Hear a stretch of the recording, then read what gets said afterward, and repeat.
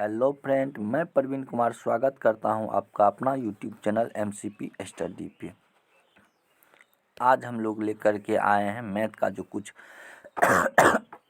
R S Agarwal का जो foundation math चला रहे थे उसमें 136 नंबर सवाल से लेकर के लगभग में 150 या 155 तक आज हम डिस्कस कर लेंगे। इससे पिछले वीडियो में हम 135 नंबर सवाल तक डिस्कस कर चुके हैं। अगर आप लोग इस चैनल पर न्यू हैं तो प्लीज़ इस चैनल को सब्सक्राइब करें, शेयर करें, कमेंट करें। चलिए हम सवाल की ओर बढ़ रहे हैं। 136 नंबर सवाल मेरा क्या कह रहा कि एक नगर की जनसंख्या 48,600 है। यदि पहले वर्ष जो है इसमें 25% की वृद्धि तथा दूसरे वर्ष 8% घटता है तो टोटल जनसंख्या कितना हो गया। पहले वर्ष 48,000, टोटल जनसंख्या कितना था तो 48,600 जनसंख्या था। 48,600 जनसंख्या था। अब कह रहा है कि पहले वर्ष 25% की वृद्धि होगी तो 125% का वैल्यू 1/100। दूसरे वर्ष क्या हो गया 92%, मतलब 8% की घटोती होगी तो 8% अगर घट जाता है तो कितना हो जाता है 92%, तो 92/100। अब इस जीरो से दोनों जीरो से इस दोनों जीरो से काट दिए, 100 इसको काट दीजिए। 25 चौके 25 पंचे 125 हो जाएगा। इसका हो जाएगा 25 चौके 100 तो 23 चौके 92 होता है 23 मरतबा। तो इसको लिख सकते हैं 486 या गुना 23 पंचे 115 होता है 23 15। अब 486 या 115 को जो मल्टीपल करेंगे तो इसका जो गुना हो जाएगा 55,890। मतलब 2 वर्ष के बाद जो शहर की जनसंख्या हो जाएगी वो 55,890 हो जाएगा। ऑप्शन नंबर ई हो जाएगा। ऑप्शन नंबर ए हो जाएगा 55,890। चलिए अब हम नेक्स्ट सवाल की ओर बढ़ रहे हैं। मेरा तीसरा 137 नंबर सवाल क्या कह रहा है कि 3 वर्ष पूर्व एक कस्बे की जनसंख्या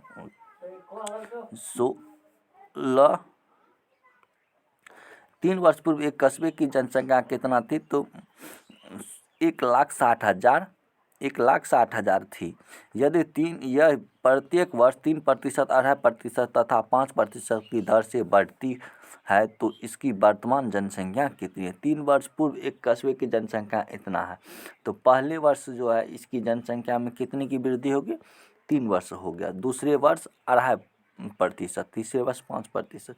तो कह रहा है कि 3 वर्ष के बाद जो है इसकी वर्तमान जनसंख्या मतलब कितना है तो 3 वर्ष पूर्व था तो 3 वर्ष पूर्व था तो कितना था तो 16 पे 4 ठो जीरो, तो 16 पे 4 ठो जीरो कर दीजिए। पहले वर्ष कितना का वृद्धि हो गया तो 3% का 103% का वैल्यू 1/100। दूसरे वर्ष कितना हो गया 2.5% का वृद्धि हो गया तो 1/100 102.5 है। तीसरे वर्ष कितना हो गया 5% की वृद्धि होगी। अब इसको आप लोग काट लीजिए। इसको आप लोग अगर काट लीजिएगा तो काटने के बाद देखिए यहाँ पे दशमलव हटाएंगे तो यहाँ पे 0 हो जाएगा। ठीक है, अब आप लोग यहाँ से काट सकते हैं। चलिए इसको हम काट लेते हैं। 4 ठो जीरो है, 1 2 3 4 ठो जीरो है तो 1 2 3 4 ठो जीरो से कट गया। अब देख लीजिए इसको हम काट लेते हैं 25 से तो कितना मरतबा हो जाएगा आप लोग काट लीजिए। तो चलिए इसको काट लेते हैं तो ये कट जाएगा 25 से काट लीजिए, इसको भी काट लीजिए तो 25 चौका 100 हो जाएगा। कितना हो जाएगा 25 चौका 100 तो 4 जीरो हो जाएगा। 25 चौका 100 25 सेकंड 25 तो ये कितना मरतबा कट गया 41 मरतबा कट गया तो 41। अब ये 40 बच गया तो 40 को हम कितना से काट सकते हैं 5 से काट सकते हैं। 5 से काटने के लिए इसको हम काट लीजिए। इसको हम 8 पंचे 40 अब 5 से तो 21 पंचे हो जाएगा।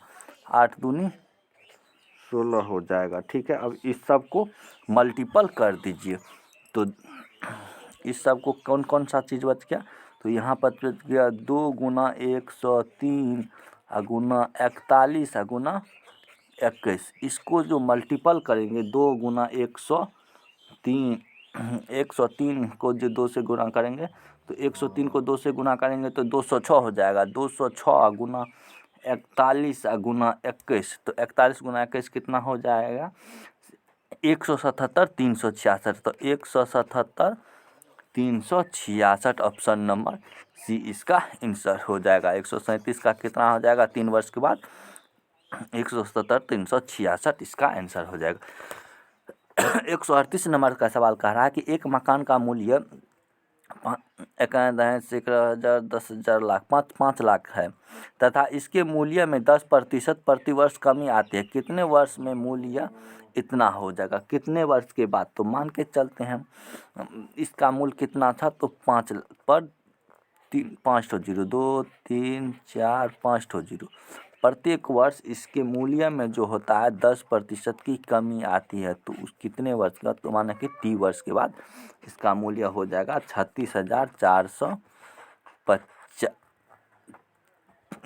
36,445 रुपया हो जाएगा। 3645 पर 00 रुपया हो जाएगा। इसको आप लोग काट लीजिए, ये 00 से ये 00 कट गया, 0 कट गया।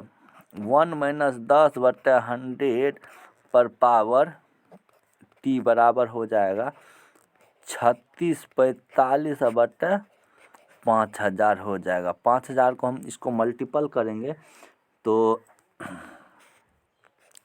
इसको काट लीजिए 5000 5 मरतबा, तो ये हो जाएगा 729/1000। अब इसको हम लिख सकते हैं 729 को 1000 को हम क्या लिख सकते हैं, इसको जो एक हो जाएगा तो 90/10 ना हो जाएगा, इसका आंसर 90/10, तो 90/10 को 9/10 लिख सकते हैं। देखिए इस सब का आंसर इधर हम बना लेते हैं। देखिए इसका आंसर 1 हो जाएगा तो 100 हो जाएगा। 100 में से 10 घटेगा तो 90/100 हो जाएगा। 0 से 0 कट गया तो 9/10 पर पावर टी बराबर 729, 981 नमा 729, 981 नमा 729, तो 9/10 पर पावर 3 हो जाएगा। तो इसीलिए इसका आंसर टी बराबर कितना हो जाएगा 3 वर्ष। 3 वर्ष के बाद जो है इसकी जनसंख्या 3645 पर 00 इसका आंसर हो जाएगा। ऑप्शन नंबर ए का हो जाएगा 138 का। चलिए 139 नंबर का, एक नए स्कूटर के मूल्य में 25,000, प्रत्येक वर्ष के अंत में इसका मूल्य उस वर्ष के आरंभिक के मूल्य का 80% रह जाता है। 3 वर्ष बाद स्कूटर का मूल्य कितना हो जाएगा। 80% का फ्रैक्शन वैल्यू कितना हो जाएगा। 80% का फ्रैक्शन वैल्यू 4/5 हो जाएगा। 4/5 तो कह रहा है कि 3 वर्ष के बाद, तो पहले मूल्य था 5, तो बाद में हो जाएगा 4, फिर 5 तो बाद में 4, फिर 5 तो बाद में 4, तो 25 पंच 125 हो जाएगा। 125 4 चौको 16 चौको 64 हो जाएगा। तो 125 का वैल्यू कितना दिया हुआ है 25,000। 125 का वैल्यू कितना दिया हुआ है 25,000 है, 25,000 है।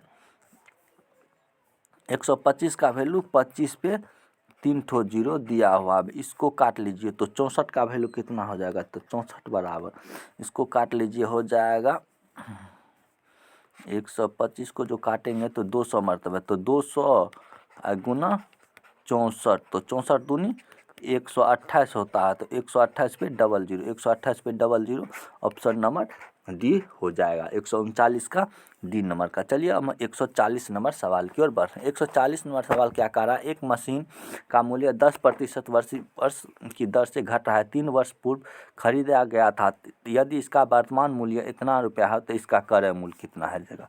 10% की दर से बढ़ रहा है, तो 10% की दर से घट रहा है, तो 10% का फ्रैक्शन मूल्य 1/9, तो घट रहा है 1/10 न हो जाएगा, तो ये कितना हो रहा है 9 से 10 हो रहा है। तो पहले मूल्य था,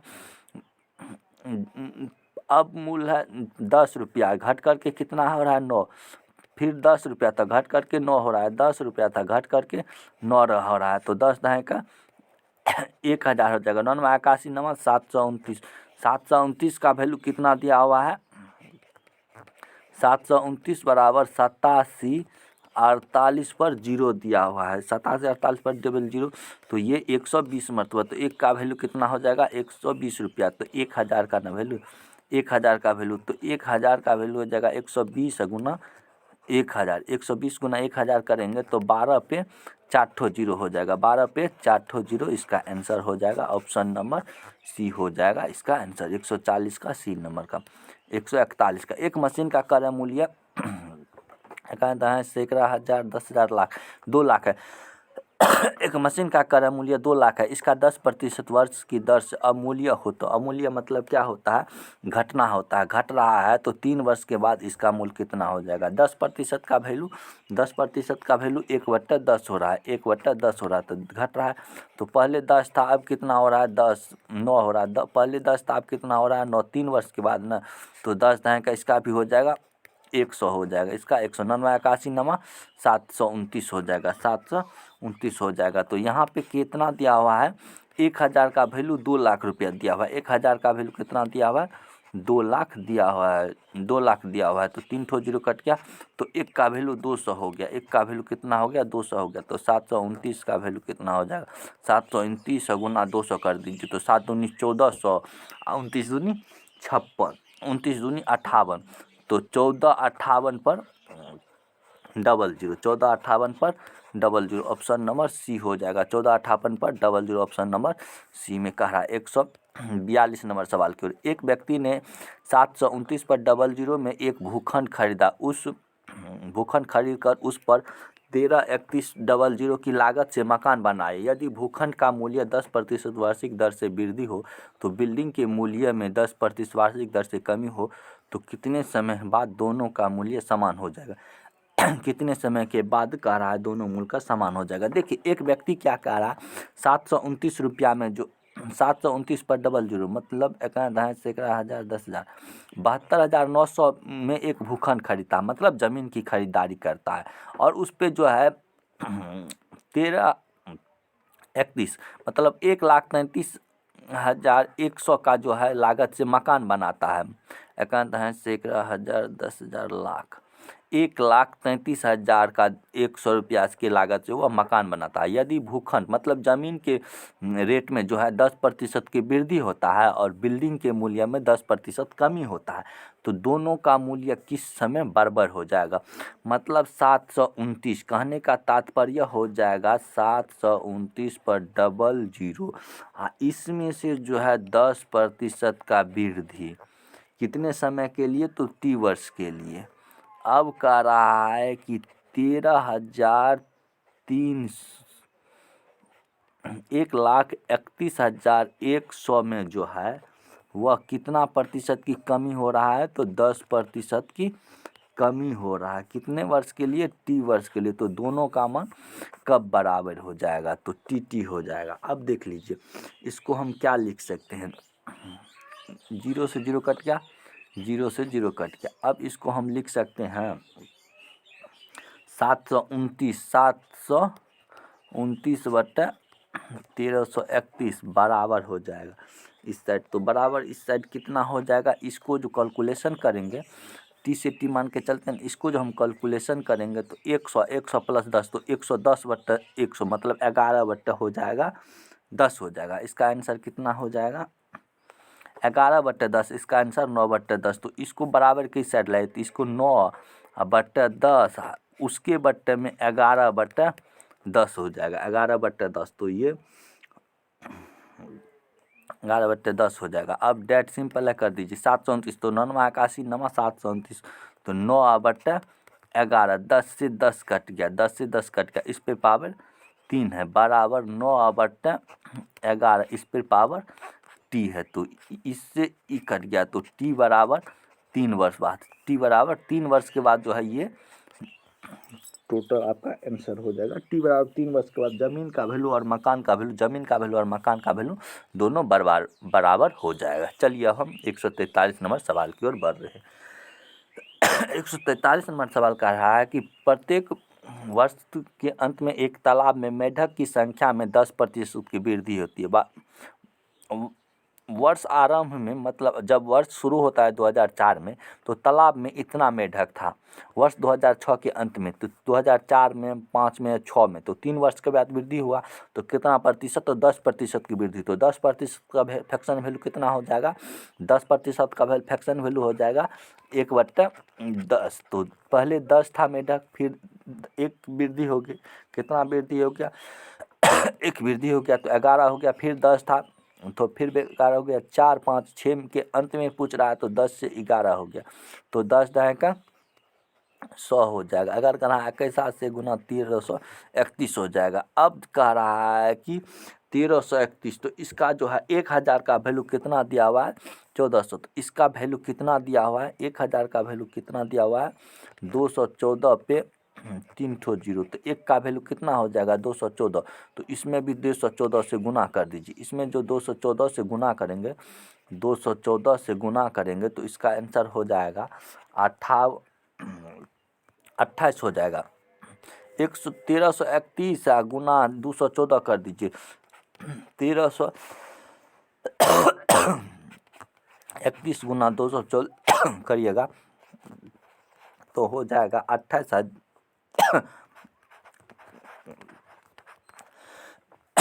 48 34 इसका आंसर हो जाएगा। 28 48 34 किस में है, ऑप्शन नंबर ई हो जाएगा, इनमें से कोई नहीं। चलिए, कह रहा है कि 72 बच्चे की एक कक्षा की कतार तथा स्तंभ में इस प्रकार खड़े हैं कि प्रत्येक कतार में बच्चों की संख्या प्रत्येक स्तंभ में बच्चों की संख्या इतना प्रतिशत अधिक है। तो प्रत्येक कतार में बच्चों की संख्या कितना, तो देखिए कह रहा है कि 12% का फ्रैक्शन वैल्यू, 12% का फ्रैक्शन वैल्यू हो जाएगा 12.5% का फ्रैक्शन वैल्यू हो जाएगा 1200 125/1000 हो जाएगा। कहने का तात्पर्य हो जाएगा 1/8।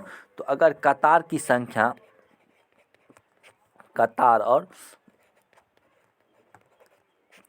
स्तंभ है ना, अगर इसका स्तंभ की संख्या कितना मान लेते हैं, स्तंभ की संख्या में वृद्धि हो रहा है, तो स्तंभ की संख्या अगर 8 है तो कतार की संख्या में 12.5 की वृद्धि हो रहा है, तो 8 से ये 9 हो रहा है, तो कतार की संख्या कितना हो जाएगा 9 हो जाएगा। कतार की संख्या कितना हो जाएगा 9 हो जाएगा। टोटल स्टूडेंट कितना है 72 है, तो कतार की संख्या 9, तो इतना प्रतिशत, तो 8 से 9 बढ़ा दीजिए, कतार की संख्या में 12% की वृद्धि हो रहा है, तो 8 से 9 हो गया।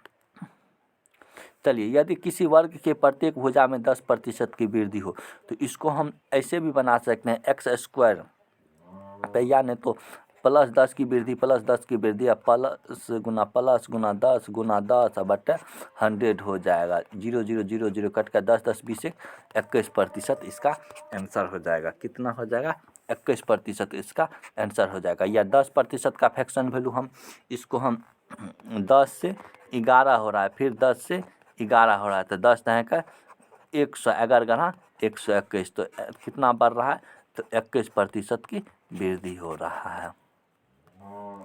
यानी तो 2x प्लस x²/100 पे बना सकते हैं। तो 2 गुना 10 प्लस 10 गुना 10/100 हो जाएगा, तो 10 दूनी 20 21%। 3 टाइप से हम इसको बना दिए हैं। चलिए अब हम इसका 21% हो जाएगा।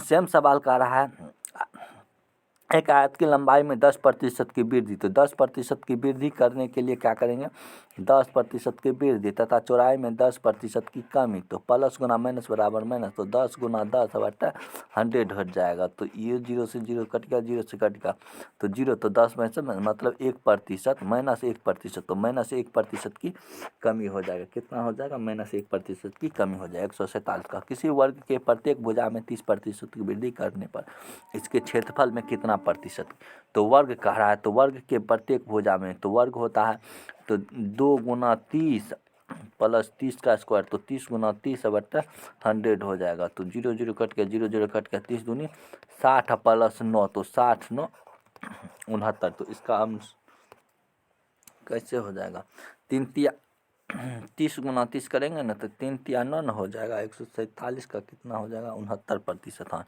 ठीक है, ऑप्शन नंबर डी ई हो जाएगा, 147 का डी हो जाएगा। चलिए हम 148 की ओर बढ़ रहे हैं।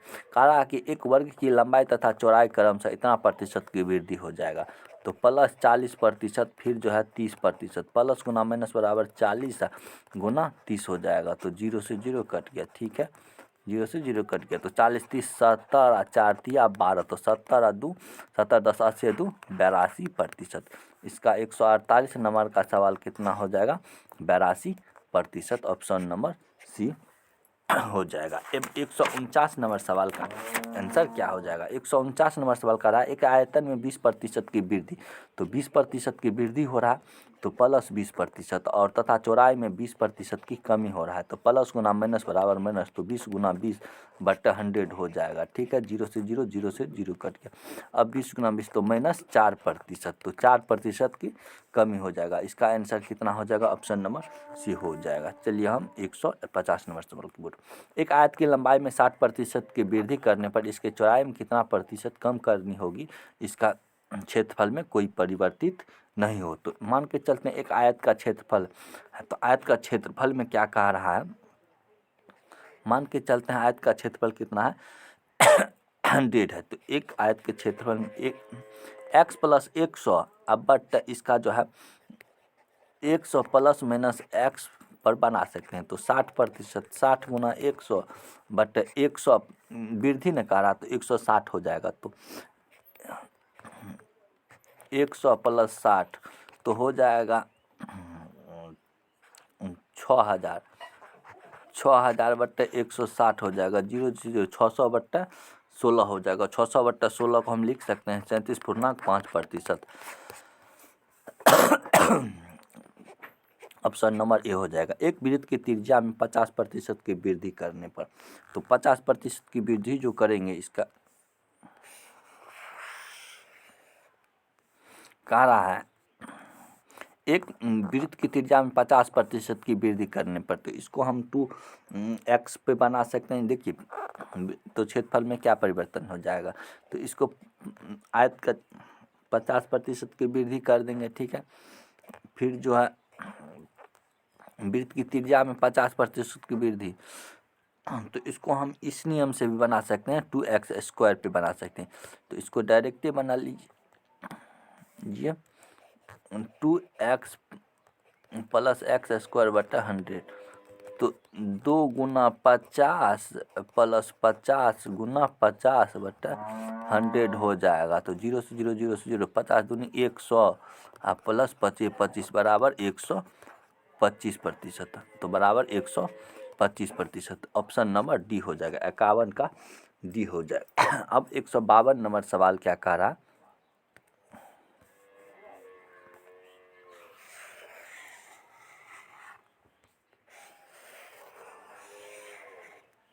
देखिए 152 नंबर, किसी गोले की त्रिज्या में 50% की कमी होने पर इसके पृष्ठीय क्षेत्रफल में, तो गोले के पृष्ठीय क्षेत्रफल क्या होता है 4πr²। गोला का पृष्ठीय क्षेत्रफल क्या होता है 4πr²।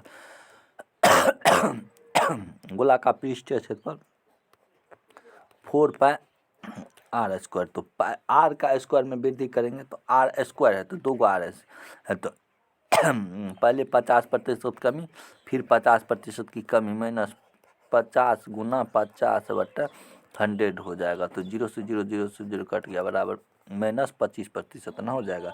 तो माइनस 50 50 100, 50 50 कितना हो जाएगा 100, तो माइनस 100 माइनस 25 हो जाएगा। तो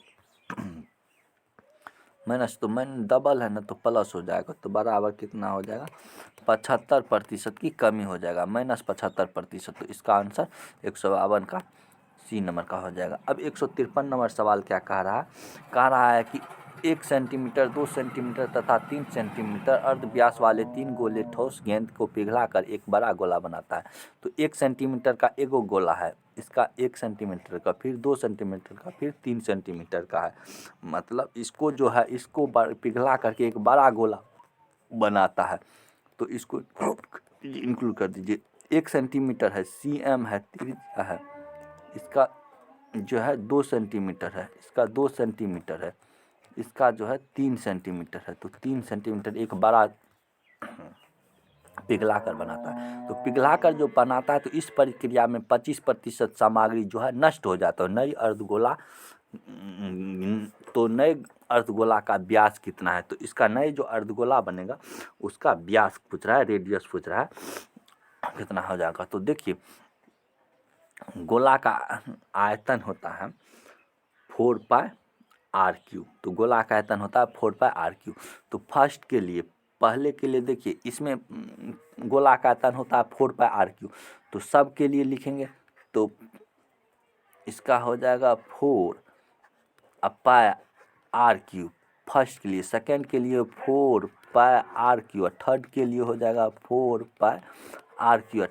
फिर जो है फर्स्ट सेकंड थर्ड हो गया और बराबर हो जाएगा, ये बड़ा गोला बनाएंगे तो 4 पाई, अब बड़का आर क्यू लिख देते हैं तो 4 पाई कॉमन हो जाएगा, तो सब में है 4 पाई कॉमन हो जाएगा, तो 1 का क्यू जोड़ 2 का क्यू जोड़ 3 का क्यू, 3 का क्यू बराबर 4 पाई, तो 4 पाई इंटू आर क्यू हो जाएगा, तो आर क्यू हो जाएगा। ठीक है, अब देखिए 4 पाई से 4 पाई कट गया, 4 पाई से क्या हो गया, 4 पाई कट गया, 4/3 पाई आर क्यू होता है, 4/3 होता है, 4/3 होता है, 4/3 होता है, 4/3, तो 4/3, तो 4/3 से पाई आर क्यू कट गया, तो 1 का क्यू 1 के होता है, 2 दूनी 4 दूनी, रुकिए इसको हम फिर से बनाते हैं।